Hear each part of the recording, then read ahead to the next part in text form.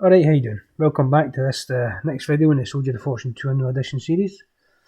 In this video, I wanted to get the skins applied to the UE4 Mannequin. I haven't managed to do that yet. I'm halfway through that process and I'll show you where I'm at with that in a few moments. But first of all, I want to show you a few other things that I have changed in the UI. So let's get started. So starting the game. Go to the create server map list first of all. As before, it loads all the maps, names and level shots. This time though, I have added a little filter box to it so you can search for type of maps and it works through all different game types. So there's that. Into the options. And the display options, there's now information on the right as to what each of the options will be. The text that's there just now will not be the text in the final game, but that's something I've added. No changes for volume, no changes there, no changes for scalability, network's the same, CD key's the same, and in case this is your first time watching, all the key implementation bindings are exactly the same as they were in the original game. I haven't yet done the mouse sensitivity, but we'll definitely get there. So, something else I wanted to show you. In the player name, as before in the game, you could use colours you could colorise the different characters in your name. I've split up the player name code into, on the left box there we have clan name, we have a separator, and then we have a player name on the right hand side. So what happens is, as before you use the caret, and that text there upper shouldn't be there, I'll fix that.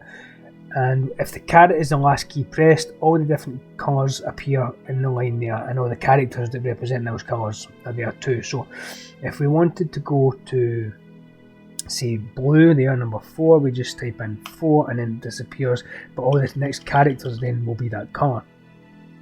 And as you can see, it automatically updates as you type, rather than hitting the apply button. So what we'll do is we'll just go into and apply the name that I used to use in the game. Obviously typing in manually will work as well.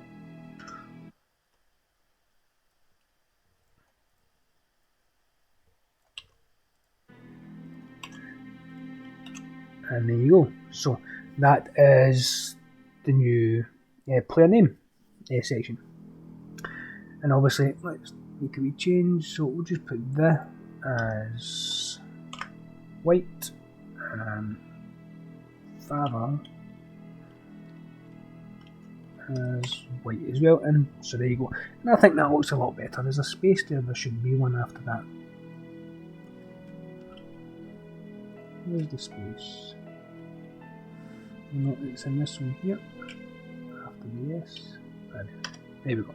So I think that's a lot better. So, and also because the clan name and the player name are separate, they can be used separately in the game, you know, stored as separate variables and used for whatever else. I wanted to have some sort of setup for some sort of ranking system that you can store in local, that's added to the dedicated server application, but some sort of maybe global thing as well, depending on how big the game gets. You never know, might not get that big, but we'll see. So anyway, with the UE4 Mannequin, I have created the scroll bar here. So all these are the level shots from, not the level shots, the texture shots from the actual game, and they are linked to the model that they are associated with. And it changes the name up here above the UE4 Mannequin, but it doesn't actually apply the skins to the mannequin yet. But they're all there as they were in the original game. There's 130 of them, I think. So that is pretty much everything I've done in the UI. It's different. I've tidied up a lot of things, and I'm going to keep doing that. But other than that, that's pretty much it for any other changes. I think that's it. Yes. So what's that? Oh, that's the UE4 Mannequin. Don't worry about that. So I'll show you a little bit of the code that I used to do that. So this is, what's this? this is the player name. So you've got the on text committed for the 3 edit boxes, one clan name, player name, and separator.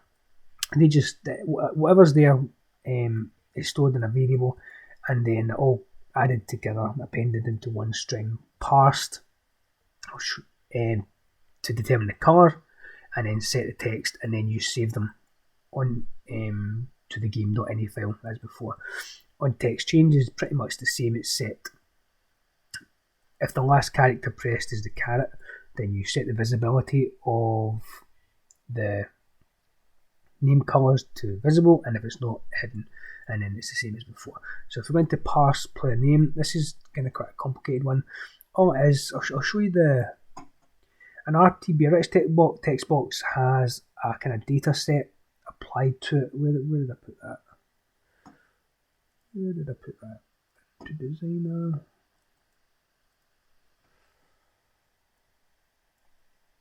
RTB. So that is the text there. That's kind of static text. That's not going to change. And anything, it uses angular brackets there. And so if we take, I've actually got it in here. Where is it? So that's the entire text there. And so any text, that one there is the text you'll see on the screen, and it is applied the colour that's represented by the number. And it's same for minus, and then you get the character minus equals, character equals, and each value 1, 2, 3, 0, lower r, lower p, underscore represents a different colour. And you apply that through a text style set. And if I open that up, there it is all there. So you go through here. Yeah, so 7, 1, I don't know why 7 is first there, but 7, 1, 2, 3, 4, 5, 6, 7, 8, 9 minus equals, and they all have a font applied to them, and then you set particular colours. And you can do shadow, offset, highlights, and all that sort of stuff, but I just wanted the colour, so, and there you go. So all characters that were available in the original game are then available in this game. And so, what else? Yeah, so I'll show you the code there. So the actual function that determines all that stuff is this function runs when you type a character into the player name code section. First of all, resets variables, takes the text that's already in the code edit box and parses it into a character array, and for each character sets the array element, the character, and an index of that character. That's a reset variables. I'm not using that just now. And then come down here, and is the next car the caret? If it is, skip the next car, because the next car after the caret is going to be the code for the colour. Set a few integers, locate the point you're at in the line in the code with regards to the full player name, and then basically it's just calculating, getting the part of the string that is to have the colour applied to it and not the full string, you know, that sort of thing, and then blah blah blah blah blah. That's pretty much the full code. So it's actually quite complicated, but it works. It's quite good. What's all that stuff? Yeah, so there's one for lower capitals, one for upper. Lower characters, one for upper capitals, and so forth. And then at the end, what's that there? Then at the end, it just returns the formatted text. So that's how that works. As I say, when you type in the caret there, it gives you the string, the 2 rectangle brackets, and it says, I'll need to fix that actually. I thought I'd done that before. So, let's see. Yeah, I'll need to fix that. Yeah, I'll get to that, don't worry. So that's the code for that. The code for the create server filter string isn't really that complicated. This is the blue in here. So I already had the code for the changing of the game type, which selects the next game type, clears the arrays, clears the current map list, updates the next one, and applies it to the Create Server Matte list. And all you do now is get the text from the filter, and in there's just a switch that says if the map name contains this filter string, then you apply that, and if not, you don't. And that's all that is. And then you've got the same thing there, but on text changed for the filter edit box. Anything else? Not really too much. That's really about all I've got for new code. So I'll show you what I've done with the model now. We will get this. I'm going to close that and then open project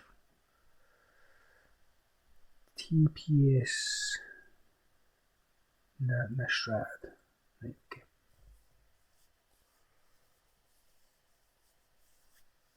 So this took a wee while because it was quite complicated, because you've got to remember I'm using Blender, which is free, which is quite good, but the model that I'm trying to import is a GLM model, a Ghoul model from Quake 2 format, obviously from Soldier of Fortune 2. And it's obviously quite old, it's going to be 20 years old, so I'll take you through the process. So I tried to open it in Blender, and Blender wasn't going to import a GLM file. I found a GLM importer as part of a Jedi Academy import script that someone had made. It was quite good, but I couldn't get it to work. So you go into the game files, Soldier of Fortune 2 game files, skins.pk3, then models, characters, suits, sleeves, and this is, I chose Alexei Nishrad because it seems to be quite simple what his setup is.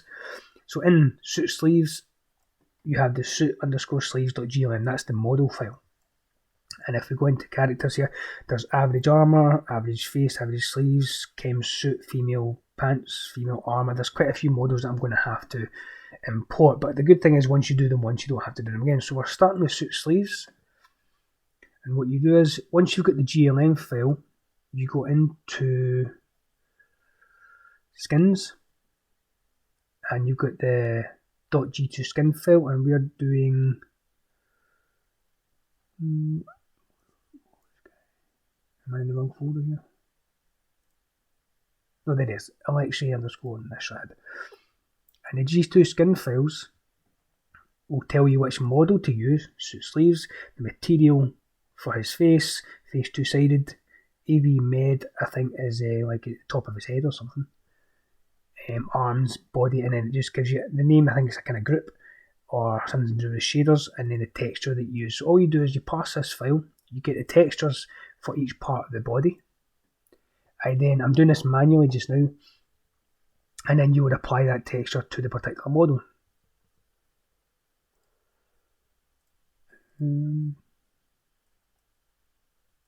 And all animation in SoF2 appears to use the same file, so all files combine again. The rest.pk3 into skeletons, and you've got average sleeves.gla. I think there's an average _pants.gla. That average sleeves is commonly used by quite a lot of the models. The GLA file is the animation file, and there's other files as well, but I'm not going to use animation, the GLA animation file. My plan was to import the model, the GLM file, into Blender, and then use the UE4 Mannequin animation. And I have got it to work, although it hasn't worked perfectly yet. And the reason to do that is that therefore all animations that are come with Unreal Engine or are created for Unreal Engine are rigged to the UE4 Mannequin and then available for this model, so it simplifies the process and you don't have to do all the animations yourself.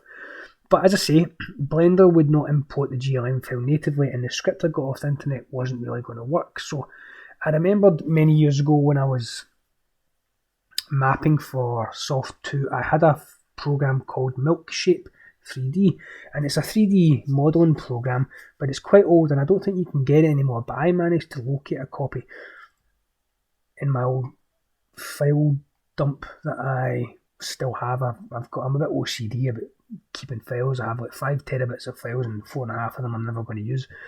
So anyway, you go into Unreal Engine and you go into the mannequin, so it's content, mannequin, character, mesh, and you right click on SK_ mannequin, asset actions, export, and you export that to any folder. In fact, I won't do it, but I'll show you the box. Export.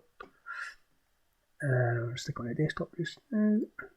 Name's fine, and you untick everything. Keep FBX 2013. Untick everything because we don't want animations, we don't want the level of detail, and then you would just export it, and that's it. Then done. And there it is there.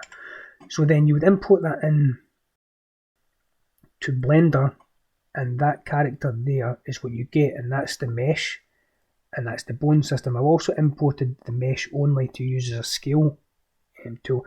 I've done a female character as well, and there's a female character with the bones there too, but I can't do it because obviously there's female characters in SoF2. So what I then did was I simply just copied and pasted the bone system, the skeleton, out of the UE4 Mannequin and copied it in to there, or at least set it at 0 and then put the mesh at 0 and then linked them together. And I thought that would work, and it kind of did. But what happened was I ended up with this. I've applied a simple, the basic walk from the UE4 Mannequin. As you can see, it's a bit, where's he going? It's a bit messed up. Look at his feet, and obviously his hand's not going anywhere. And I didn't really understand because I've never really done a lot of 3D modeling before, so I didn't really understand. But after much deliberation, I've kind of worked out what's happened. And if I click on the mesh here and go into edit mode, it shows you all the vertices. And Blender did its best at applying the vertices to the particular bones, but it didn't do it very well. So what I have done, if you go into this section down here and say go on to head and then select, nothing will be selected because I've removed them all. But what happened when you click select here is all the vertices in the head were selected. But if you did it on neck as well, all the vertices in the head were selected again. So all the vertices were applied to the wrong bones. So I have just went through every single bone, selected all the vertices that were there, went to vertex group, remove from all. So now all these vertices are now no longer connected to any bone. And I'm now going to go through all manually and apply each vertex to the particular bone that it should be applied to, and that's going to take some time. But the good thing, as I say, once you do it once, that's that model ready, and it's pretty much rigged to the UE4 Mannequin. I think this is called weight painting. I'm not sure, but as I say, I'm not a 3D modeler. But anyway, so that's what I'm going to do, and it's going to work. There's one other thing as well. If you see there, he's got a collar and he's got sleeves on his arm, which for Alexei Nasrad is not something he should have because he doesn't have, his textures don't show that. If we go in course, see he's got a collar there and he shouldn't have because he's not got a suit on. So if you go into the skeletons, is it skeletons? No, suit sleeves. Go into the skins again and just go into, I think we'll go into Wilson, we might have it. Yes, so you've got surfaces on and surfaces off. And in the game, I think for the likes of Alexei Nasrad, it would say surfaces off for the collar, and then that wouldn't be drawn in the game. So I'm going to have to create parts, just make the collar and the sleeves or whatever as separate models that can be applied whenever and whenever.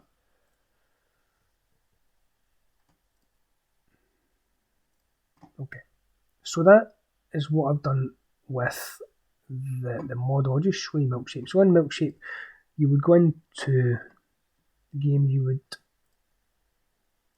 get your, where did I put it? I was looking for a mail. I want to import, not open. Import, and it's got all these options. So thankfully it's got Ghoul 2 model, and then you would apply, import it, tells you do you want to apply everything, yes I do it. And then you don't have to touch anything because there's no animation, so you don't have to bother with that, and you just export. And as I say, Milkshape 3D is quite an old program, so the FBX it's got here, it's got Alias FBX, which didn't work, it's an old format, and it's actually got an Unreal, but it's Unreal Tournament, Unreal Edition, so it's an old format as well, and I haven't tried that in Unreal Engine, but Wavefront OBJ is what worked. So I saved it there, that is suit sleeves OBJ, and that imported fine into Blender, and that is the OBJ file, and then you export it as an FBX file, and that's what I've been working with, the exported FBX. So that is that. I don't know if Milkshake 3D works in Windows 10 and 11, so I've got it in a VirtualBox in XP. So that is where I'm at with the modelling. You see, it's a bit of a mess there. Yeah, so in this model, all the vertices are still attached, but I've disconnected the hand. That's why the hand doesn't move. That's in the static positioning of the model. The rest of the model still moves with the bones. So that is pretty much where I'm at.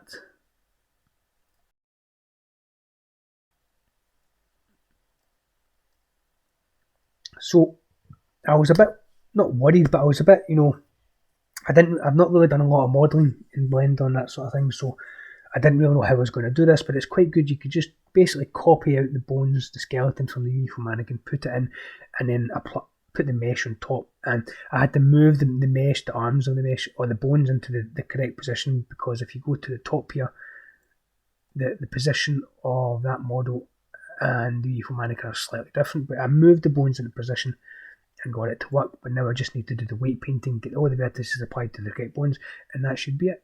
Export it as that, and it should then work in Unreal Engine. So I think that could be us for this week, this month even. As always, I'll show you how I'm getting on with the website.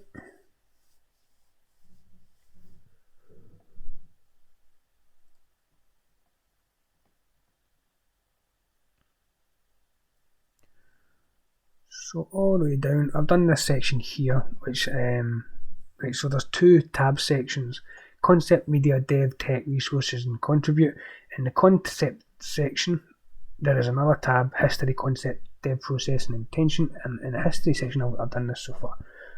So one about Soldier of Fortune, when the game is started, Soldier of Fortune 2, mapping for Soldier of Fortune 2, the different kind of game dev things that I've done. I did a lot of program for XNA, and I've done some OpenGL and stuff in assembler language. That is actually assembler language there, that code there.